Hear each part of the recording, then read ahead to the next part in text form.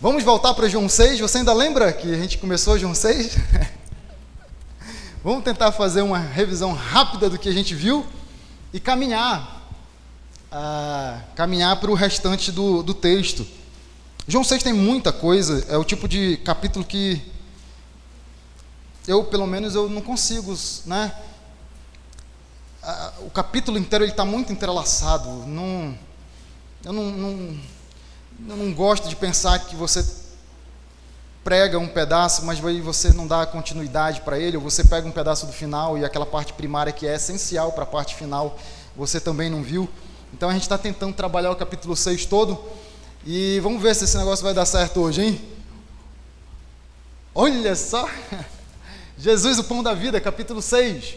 Falei para você bem rapidamente disso daqui, né? Jesus, ele multiplica 5 pães e 2 peixes para mais ou menos 5.000 homens. Nós sabemos que eles não contavam as mulheres, então você já sabe a partir daí que 5.000 homens não é o número total que comeu dessa multiplicação. Você pode fazer aí, tem gente que faz estimativa de que tinham até pelo menos 20.000 pessoas. Eu acho um exagero, mas são estimativas, né? Todo mundo tem o direito de dar a sua opinião. Mas vamos pensar que tivesse aí mais 5.000, mais 2.500 mulheres, é metade, né? É um número razoável, não é? Mais 2.500 mulheres, talvez? 7.500 pessoas. Mais, vamos pensar nas crianças, né? Talvez, não sei, mais 1.500 crianças, tá bom? Um número, né? Para jogar, né? Para baixo. Não é nem metade de 5.000. Já dá 9.000 pessoas. Por que João registra esses detalhes? Para que você saiba que não foi um milagrinho. Não foi... Não, eu acho que João, ele está enfeitando demais. O que Jesus fez foi partir o pão e deu ali para 60 pessoas. Não, aí João, para não deixar dúvida, como João também é inteligente, né? Usado pelo Espírito, lógico. João, para não deixar dúvida, não, foram 5.000 homens. E Mateus diz assim, sem contar as mulheres e as crianças. E aí a gente sabe que era muita gente. Você já fez comida para um retiro, para um acampamento? Você vê o trabalhão que dá? Irmão Zira, você já fez muito isso daí?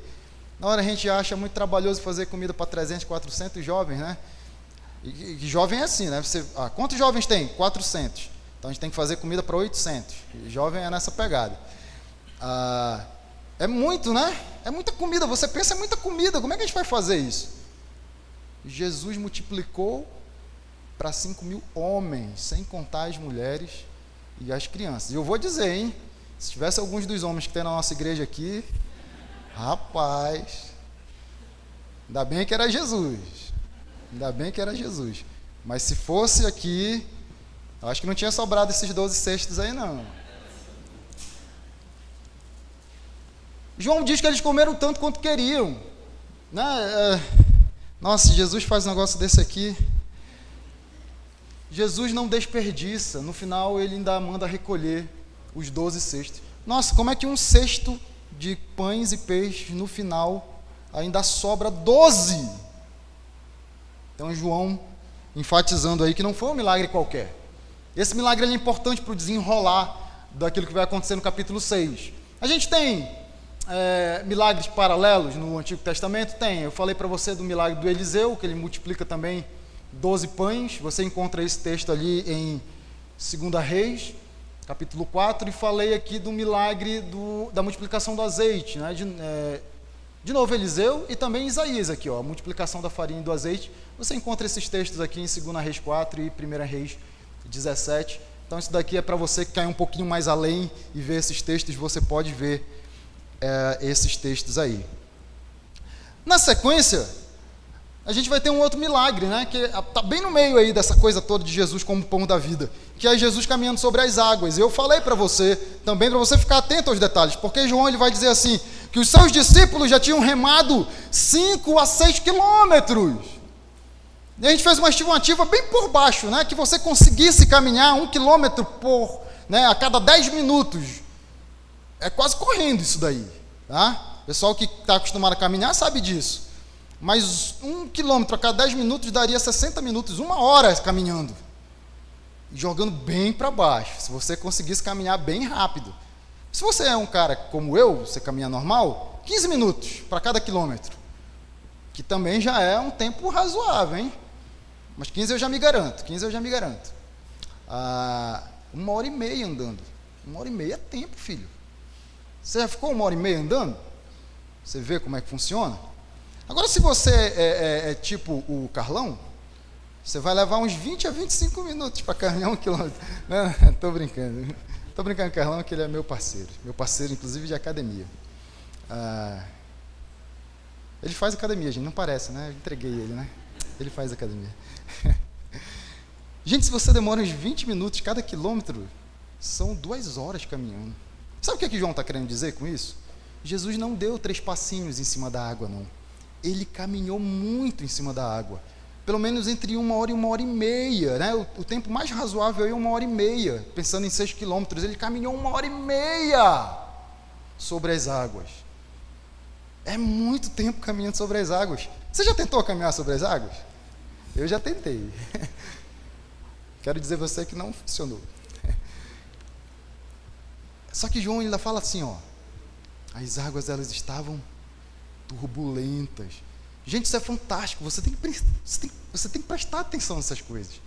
1h30 caminhando em águas turbulentas. Não era qualquer água. Não era aquela água serena, né, que você olha assim e parece realmente que tem um piso embaixo. Eram águas turbulentas, o vento estava agitando as águas. E Jesus passou 1h30 caminhando nessas águas. Isso é fantástico, gente. João não vai dizer isso, mas depois a gente sabe que Pedro, né? Sempre Pedro, né? Aquele discípulo mais impulsivo, aquele que, né? Acho que ele fazia algumas coisas sem pensar. Ele falava primeiro, pensava depois. Agora já falei. Senhor, eu posso também caminhar aí com o Senhor? Digo, lógico. Vem comigo. E Pedro foi, e ele dá os primeiros passos, mas quando ele percebe a ventania, quando ele percebe o mar agitado, o que acontece com Pedro? Ele começa a afundar. E eu falei para você, a nossa mensagem não está a gente não está pensando hoje aqui em Jesus andando sobre as águas, mas o princípio que ficou naquele dia é, quando você tira o foco de Cristo e você põe o foco nas circunstâncias, o que acontece com você? Você afunda. Quem é que sustenta você? Quem sustentou Pedro quando ele começou a afundar? Você tem permitido que Deus sustente você? Acredite no seu pastor, a sua vida ela vai ser marcada por muitas tribulações, muitas. Você tem deixado Cristo sustentar você nas tribulações?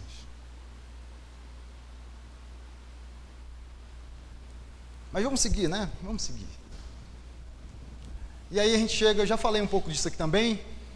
Isso aqui é o nosso contexto, né? Era uma festa judaica, a festa da Páscoa. Eu já expliquei um pouco da festa da Páscoa para você. O judeu pensa a Páscoa um pouco diferente de nós cristãos. O judeu, quando ele pensa em Páscoa, ele pensa lá no livramento do povo de Israel das garras do Egito. Israel era escravo do Egito. E Deus... Gente, isso daqui é fantástico, né? Porque a última praga que Deus realiza ali contra o Egito, você lembra que era a morte dos primogênitos? Você lembra como é que tinha que fazer para escapar dessa praga? Você vai imolar um cordeiro e com o sangue do cordeiro você vai marcar os umbrais das suas portas e das suas janelas, os batentes das suas portas e das suas janelas, e quem tiver a marca do sangue do cordeiro será salvo. Percebeu o Novo Testamento nisso daí? Quem tiver no seu coração a marca do sangue do Cordeiro será? Não é à toa que João ele fala muito que Jesus ele é o Cordeiro que tira o pecado do mundo. Então João pensando nisso daí. O nosso contexto é esse contexto de celebração da Páscoa. E Cafarnaum está grifado aí para você saber que, interessantemente, eles não estavam na Judéia, eles estavam lá na Galileia. Tudo isso aconteceu na parte norte daquela região. Então Jesus como verdadeiro maná, só relembrando, tá, gente? Como aquelas pessoas, de alguma forma, elas já tinham alguma consideração por Jesus. Eu não sei direito quem é Jesus, mas, no mínimo, ele deve ser um mestre, alguém muito capacitado, alguém muito preparado para ensinar o que ele ensina e para fazer as coisas que ele faz. Essa questão aí, né? A verdade é que vocês estão me procurando não porque viram os sinais miraculosos, mas porque comeram os pães e ficaram satisfeitos. em contraste com o versículo 14, que já tinha dito que eles viram um sinal miraculoso. Mas o que Jesus está explicando, que não é um sinal miraculoso que está fazendo aquelas pessoas seguirem Jesus. O que está fazendo elas seguirem Jesus é o bônus, né? É a gratificação. É interessante, que eu acho que é aqui que diz. Olha só. Depois de ver o sinal miraculoso que Jesus tinha realizado, o povo começou a dizer, sem dúvida, este é o profeta que devia vir ao mundo. Talvez um lampejo de compreensão a respeito de quem era Jesus, mas ainda uma compreensão deturpada. A gente vai ver isso no final do capítulo. Porque na sequência desse versículo 14, o que é que eles querem fazer com Jesus? Eles querem coroar Jesus, o seu rei.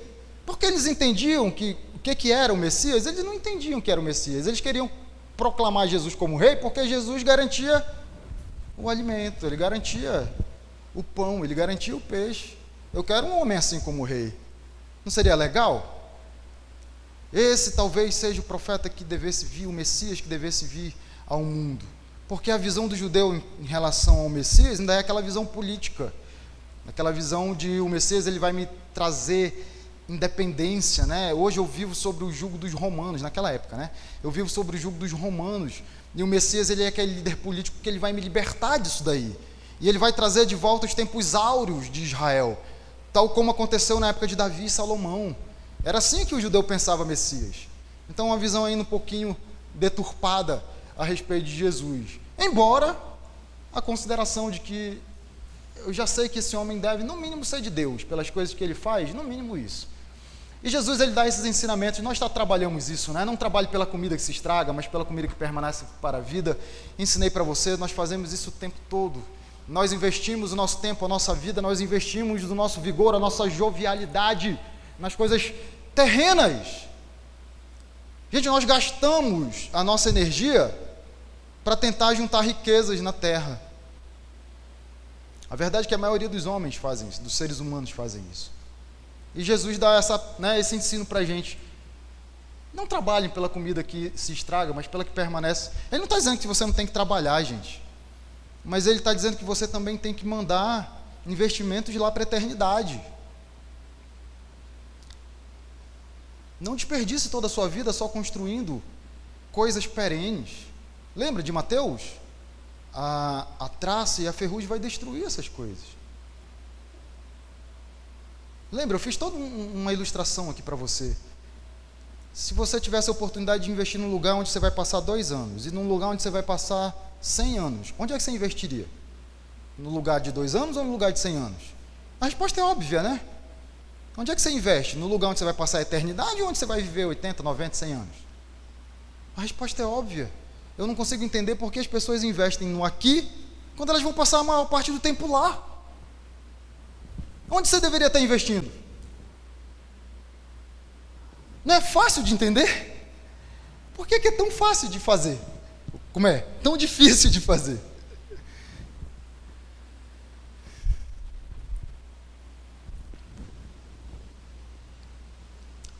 Esses judeus, eles ainda pensavam que dependia deles. Eles não entenderam. E a resposta vem embaixo, né? Não é o que nós podemos realizar por meio das nossas obras. Porque Jesus ele responde no versículo 29. Qual que é a obra que você tem que fazer? É crer. É crer. É crer naquele que Deus enviou. E aí a gente parou nesse versículo aqui. E aí a gente vai dar sequência agora.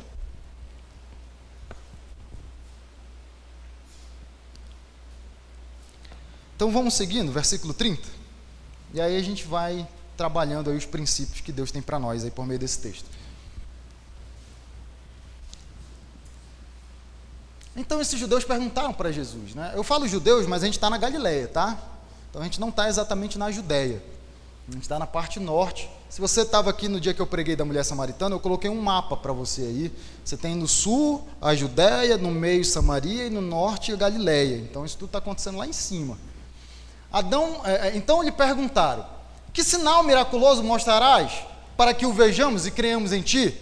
Que farás? Gente, isso não parece absurdo na sua mente? Ele tinha acabado de multiplicar pão e peixes para 5.000 homens, sem contar as mulheres e as crianças. Isso é muita gente. E esse povo ainda pergunta: o que farás? Qual é o sinal miraculoso que o Senhor vai fazer para que nós creiamos em Ti?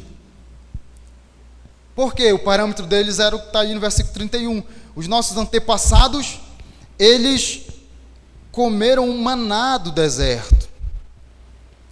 Como está escrito, Ele lhes deu a comer pão do céu.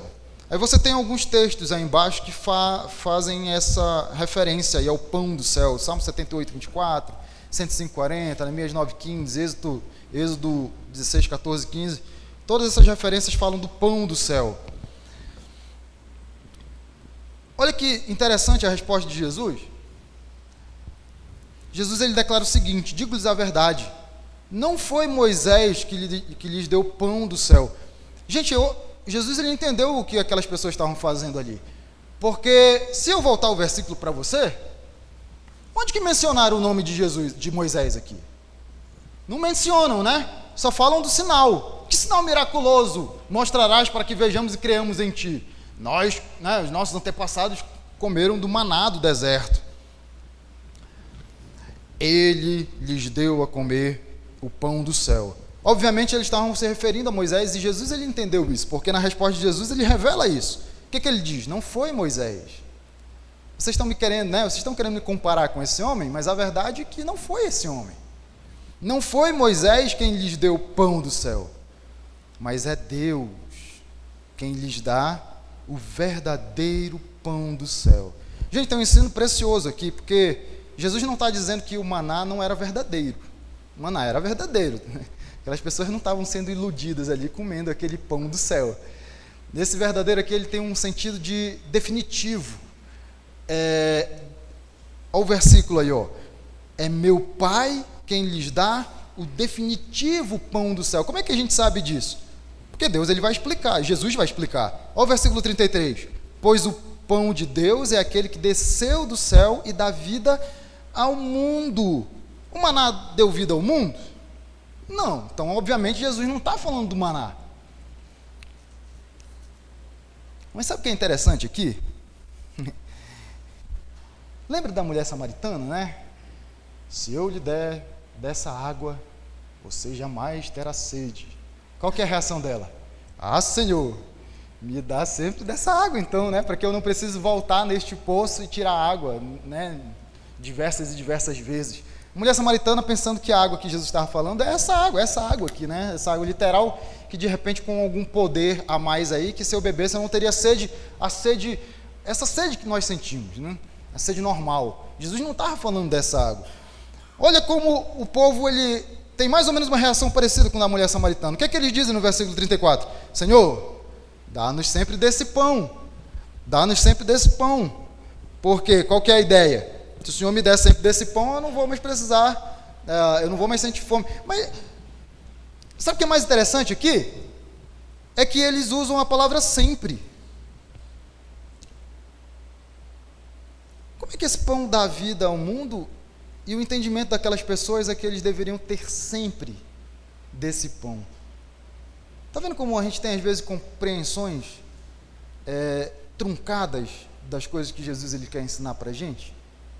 Porque um entendimento perfeito disso daí, você não diria me dá sempre desse pão. Porque se eu comer desse pão uma única vez, eu não vou precisar mais de pão. Não era isso que eu deveria pensar? Mas é engraçado que eles não pensam isso, eles pedem sempre, me dá sempre, me dá sempre. Talvez aquela ideia ainda do Antigo Testamento, olhando para Moisés. Você lembra do sistema do maná? O maná ele tinha que cair todo dia, e você não podia pegar maná para 2 dias, exceto na sexta-feira. Fora disso, você não podia pegar maná para 2 dias. Deus, ele treinando o seu povo a confiar nele. Aí quando tinha aquele espertalhão, o judeu lá do Antigo Testamento, espertalhão, o que é que ele fazia? Ele juntava para 2 dias, né? Vai que Deus falha, né? Se Deus não mandar o maná amanhã, eu já garanti aqui. Peguei para 2 dias. Ah, Deus não contava com essa. Tá vendo como eu sou mais inteligente? Aí quando ele ia ver o maná no outro dia, o que tinha acontecido com o maná? Apodrecia, estava cheio de bicho, né? Porque Deus estava ensinando para eles: não, filho, você tem que colocar sua confiança em mim. Mas não é interessante quando eles pegavam o maná na sexta, e eles pegavam porção dupla, porção dobrada para o sábado? No sábado o maná não estava estragado. Aí ficava muito evidente que era Deus, né? Ensinando o seu povo. Gente, Deus ele continua fazendo isso hoje. Hoje. Né? Eu cito às vezes a nossa experiência do ano passado, né? De como Deus ele foi tirando tudo que a gente podia se agarrar, tudo aquilo que a gente podia depositar a nossa confiança que não era Deus, Deus tirou da gente. Por quê? Porque Ele não quer você confiando em mais nada a não ser nele. Perguntinha para você. Você confia em Deus? Acredite, a sua vida vai mostrar isso.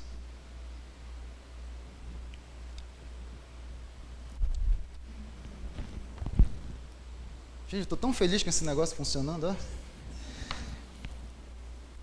Cada vez que eu aperto esse botão e o slide muda ali, eu sorrio por dentro.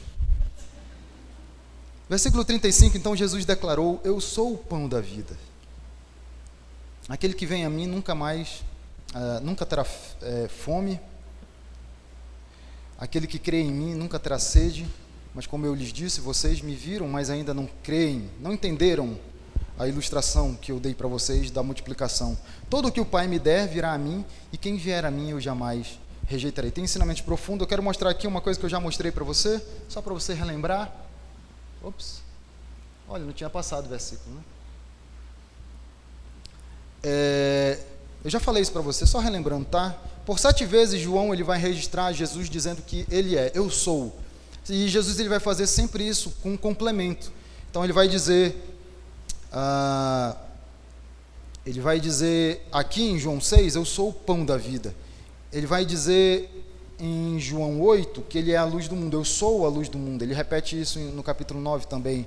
Eu sou a porta, no capítulo 10. Eu sou o bom pastor, no capítulo 10 ainda. Eu sou a ressurreição e a vida. Eu sou o caminho, a verdade e a vida. E eu sou a videira verdadeira. E no capítulo 8, Jesus ele faz isso sem usar o complemento. Então, quando a gente chegar no capítulo 8, eu vou mostrar isso para você. Que ele usa as palavras que o próprio Deus usou para se identificar. Quando Moisés pergunta para ele, né? Quem que eu digo? Quem tu és? E Deus responde: diga que o eu sou te enviou. A gente viu isso na EBD já. Então, se você estava na aula, você está lembrando disso daí. E Jesus, ele usa exatamente as palavras de Deus para se identificar. Por isso que no capítulo 8, quando a gente chegar lá, eu vou mostrar isso, os judeus, eles querem apedrejar Jesus, porque na cabeça deles isso é uma grande blasfêmia, né? Um homem se dizendo Deus. Então isso aqui é só para você ter uma compreensão maior a respeito do Evangelho de João. E aí a gente dá sequência no texto. Olha que interessante aqui, gente. Isso aqui é legal porque Jesus ele tem muitas essas coisas, né? No versículo anterior, as pessoas elas pedem sempre desse pão. E Jesus, o que ele diz aqui?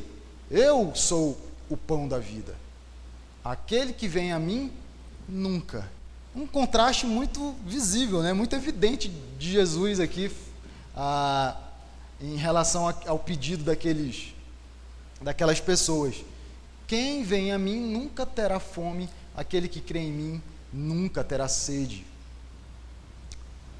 Em contraste aqui com o versículo 34, que eles pedem sempre desse pão. Gente, aqui eu vou trabalhar isso melhor no versículo 40 e no versículo 54. Mas aqui ele está falando de apropriação, você se apropriar de Cristo pela fé. Aquele que vem a mim nunca terá fome, aquele que crê em mim nunca terá sede. Isso aqui é essencial para a gente entender depois o que Jesus ele vai dizer a respeito do comer a minha carne, beber o meu sangue. Isso escandaliza aqueles homens quando Jesus faz essa declaração. Mas a verdade é que Jesus já está explicando isso antes de fazer a declaração e eles não entenderam. Eu também não critico, não. Provavelmente se eu estivesse lá eu não entenderia. Hoje eu posso olhar o texto com mais calma, né? E estudar. Eles não tiveram essa chance. Como é que a gente sabe de tudo isso? Pelo que Jesus ele fala.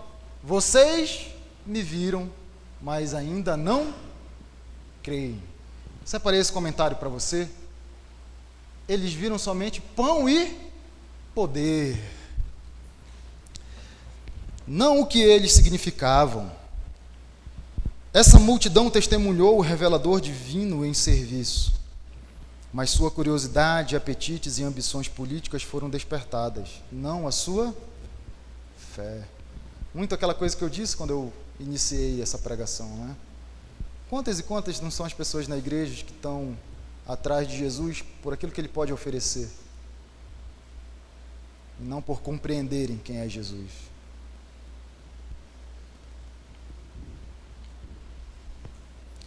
E aqui um ensino profundo aqui, né?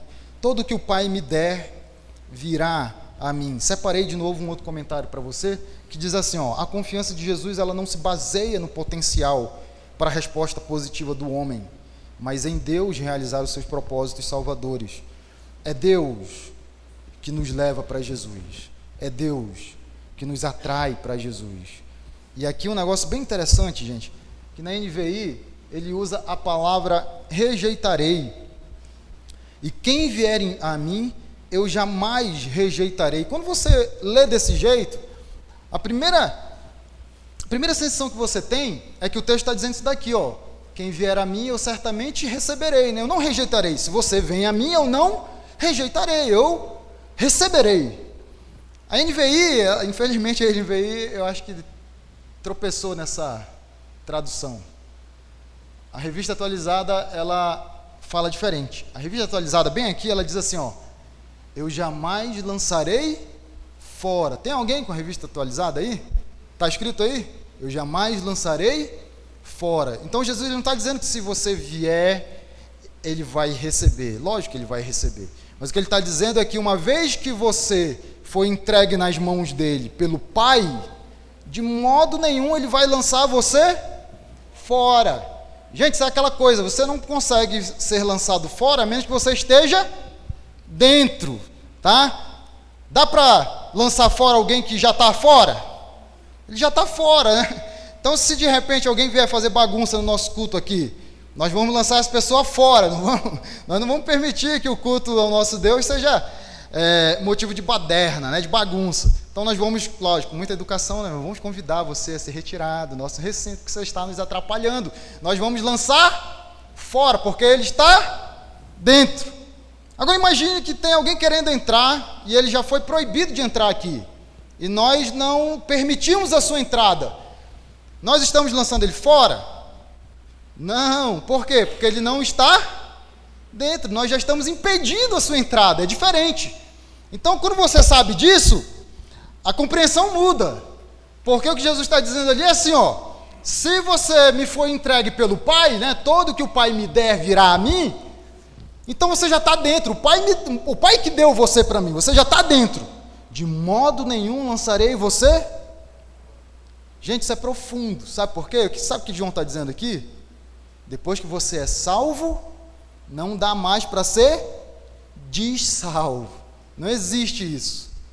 Depois que você está dentro, Jesus jamais lançará você fora. Então João está ensinando isso daqui. Isso é bem legal, tá? Porque, com muito respeito, eu entendo que alguns pensam diferente. Algumas pessoas elas vão ensinar que você pode perder a salvação. E quando eu olho para textos assim, eu tenho que discordar desse entendimento. Tudo bem? Outro comentário do Carson. Carson é um teólogo, tá, gente? Muito renomado, inclusive, no meio cristão, conservador. Todos o que o Pai dá a Jesus, certamente virão a ele. Esse é o comentário do Carson, né? E quem de fato vem, em virtude de ser dado pelo Pai ao Filho, Jesus o mantém, Jesus o preserva, Jesus de modo algum lançará fora. E aí Jesus ele vai dar uma explicação aqui no versículo 38. Sem que você vê aquele pois ali, ele vai explicar alguma coisa, né? O texto vai explicar alguma coisa. Pois desci do céu. Por que eu não lanço fora?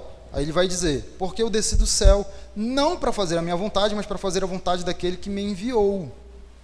E aí ele vai explicar qual que é a vontade daquele que me enviou. Bem legal, Jesus bem didático aqui, porque você faz as perguntas, né? Eu não estou aqui para fazer a minha vontade, eu estou aqui para fazer a vontade daquele que me enviou. Jesus, qual que é a vontade daquele que te enviou? Ele já responde, né? E esta é a vontade daquele que me enviou, que eu não perca nenhum dos que ele me deu, mas os ressuscite no último dia. Faz sentido agora na sua cabeça? Você já começa a pensar nas implicações disso? É da vontade daquele que me enviou que eu não perca nenhum dos que ele me deu. Se você pode perder a salvação, então olha as implicações conforme João.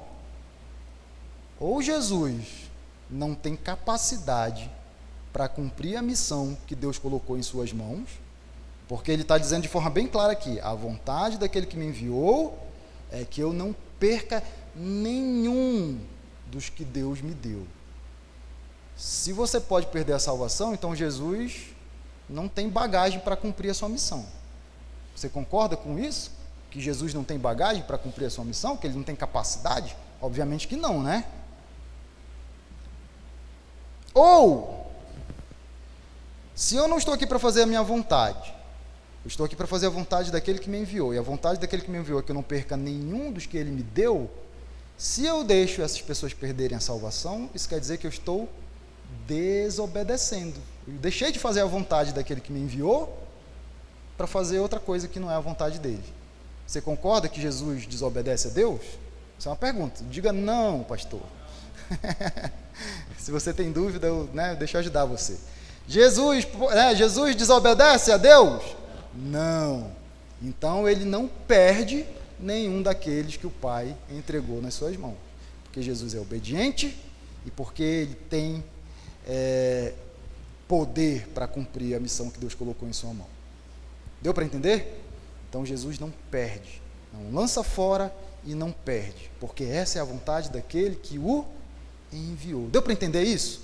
Gente, mais claro do que isso, só acho que se João desenhasse, né? Se a gente pegasse a epístola de João e tivesse um desenho lá. Eu não sei nem como é que ele ia desenhar uma coisa dessa, é melhor escrever mesmo. Não dá para perder a salvação. Tudo bem? Quando a gente chegar no capítulo 8, eu vou mostrar uma outra coisa para você, tá? Dá para eu pensar que sou salvo e não sou salvo?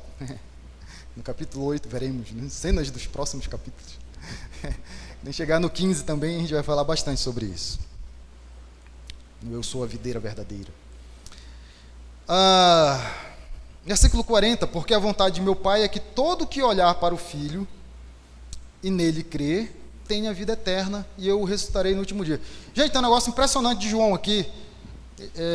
João, ele não tem a menor dificuldade, ele não tem o menor problema, ele nem evita a questão de numa hora falar que Deus ele é soberano sobre a salvação e numa outra hora ele falar que nós somos responsáveis pelas nossas decisões.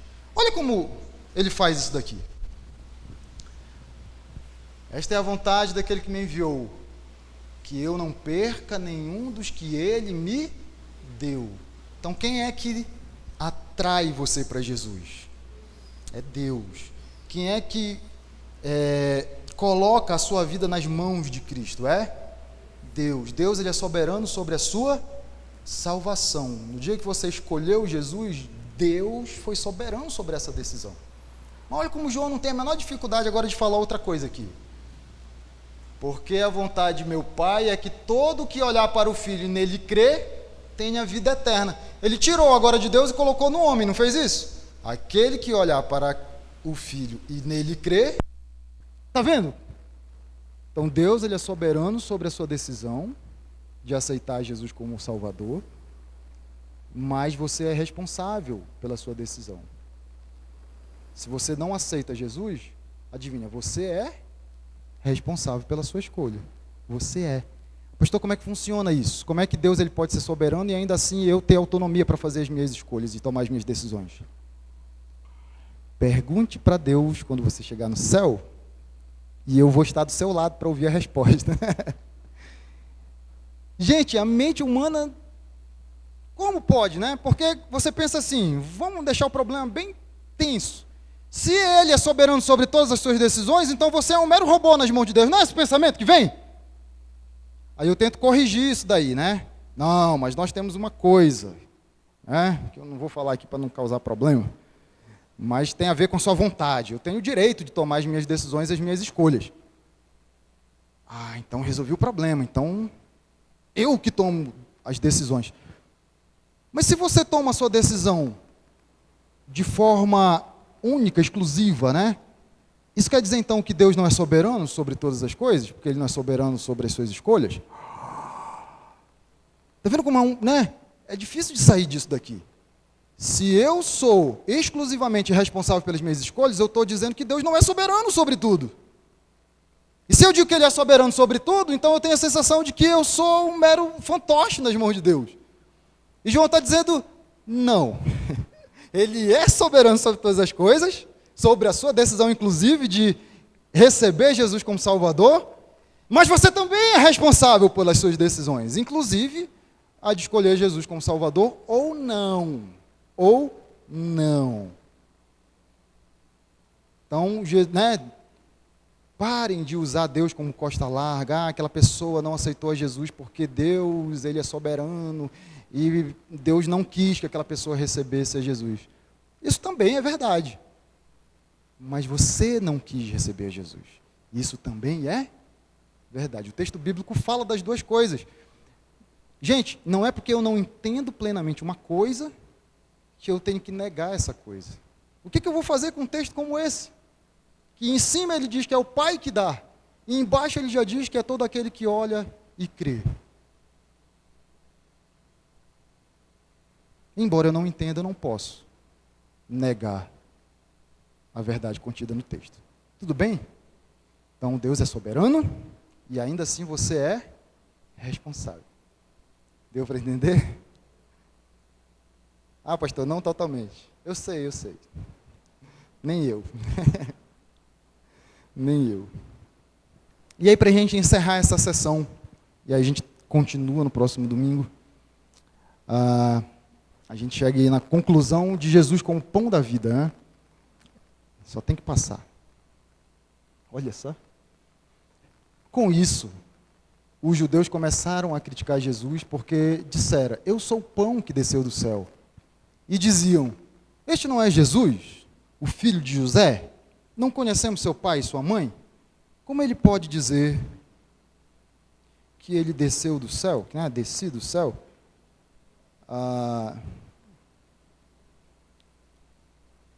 E aí eu tenho dificuldade, se eu estivesse lá, eu acho que eu teria dificuldade também, né? Eu conheço a mãe desse rapaz, como é que ele diz que ele desceu do céu e eu sei de onde ele veio? Ele era carpinteiro, o pai dele era carpinteiro, eu conheci o pai dele. Essa mesa, inclusive, que eu tenho aqui, foi o pai dele que fez. E agora ele vem dizer que desceu do céu. A gente dá um desconto, né, para aquele povo lá. Eles tinham realmente dúvidas genuínas. E aí, eu vou deixar a resposta para o próximo domingo, tá bom? João ele vai continuar trabalhando essa questão de soberania e responsabilidade, ele vai falar isso diversas vezes ao longo de João 6. Então, essa primeira vez foi uma delas, mas na sequência do texto ele já vai falar de novo a respeito do Pai que enviou, a respeito daquele que nos atrai para Jesus Cristo. A lição para nós, igreja, hoje, é de que nós não olhemos para Cristo como uma pessoa que pode dar aquilo que nós queremos, tão somente. E eu não estou dizendo que Ele não pode, Ele pode se Ele quiser fazer. Quantos de vocês já não foram abençoados? Quantos de vocês já não pediram coisas e Jesus atendeu? Quantos? Mas você não deve seguir Jesus por isso. Você deve seguir Jesus porque você entendeu que Ele é o pão da vida. E que uma vez que você se apropria de Cristo pela fé, não há nada que mude sua condição. Porque uma vez que você está dentro, Ele jamais o lançará fora. Gente, isso é tremendo. Isso traz no coração do crente uma segurança, uma paz.